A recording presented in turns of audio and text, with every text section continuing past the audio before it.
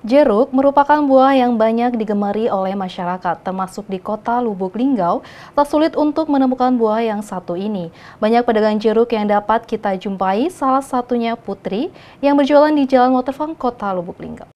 Jeruk adalah buah yang memiliki bentuk bulat dan kulit yang berwarna orange. Buah jeruk ini banyak digemari oleh masyarakat karena rasanya yang segar.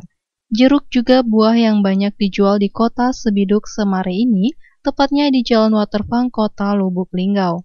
Pedagang buah jeruk Putri menyampaikan untuk harga jeruk dijual dengan harga 10 hingga 15.000 per kilogramnya. Harga akan memasuki tahun baru ini mengalami sedikit kenaikan harga.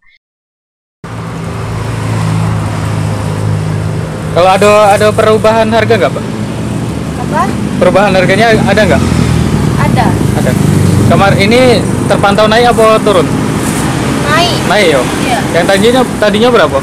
Tadinya ini 10.000. Karena modalnya naik, jadi ikut naik juga. Oh iya. Dari Nusa, dari di arah Purwakarta. Oh iya. Untuk jenisnya apa aja nih jeruknya? Jeruknya BB, beras lagi wangi, sama Dirga. M. Dhani Rahmadi, Silampari TV, melaporkan.